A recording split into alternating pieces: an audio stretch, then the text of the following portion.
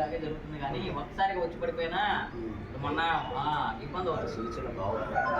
ప్రతి దేవస్థాన కమిటీని తీసుకొని వారి నుంచి అప్పుడు కంపెనీ మెంబర్గా తీసుకొని వాళ్ళు కూడా బాధ్యత తీసుకుంటారు. అప్పుడు టెంపుల్ అంతా కవర్ అయిపోతుంది. సోములు స్వామి వారి పేరు సోములు. ఆ ఐడియా రాసుకోండి, అది గుడ్ ఐడియా. అది నిజంగా టెంపుల్ అట్లా ఫోన్ నెంబర్ కవర్ అవుతుంది. ఈ వ్యవసాయ 91103 03 మాట్లాడచ్చు, వాళ్ళు బాధ్యత తీసుకుంటారు.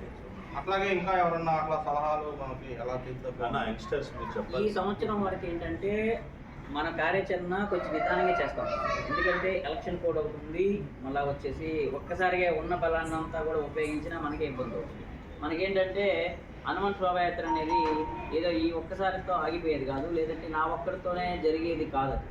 ఏంటంటే నేను లేకపోయినా కూడా అదొక వైభవంగా జరిగే విధానంతో మనం వెళ్తాం.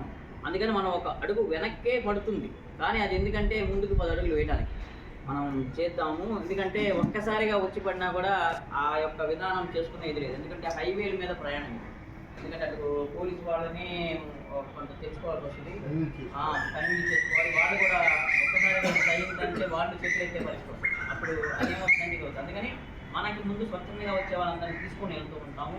అలా ధనాన్ని కూడా సమకూర్చుకోవాల్సిన అవసరం ఉంటుంది. ఒకసారిగా మనం కూడా అంత ఎఫెక్ట్ కోసం మనం వెళ్తే ఇక్కడ ఏమవుతుందంటే ఆ వ్యక్తి పడిపోవడం లేదు.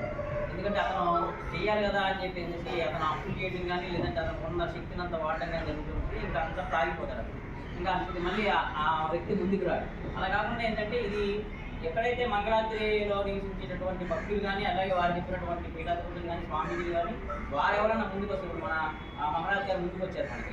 అట్లా ముందుకు వచ్చిన స్వామీజీని తీసుకొని ప్రయాణం చేస్తాం. అయితే అది వైభవం అవుతుంది.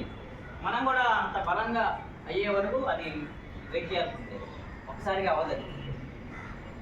స్వామీజీ చెప్పింది అర్థమైందా లేదా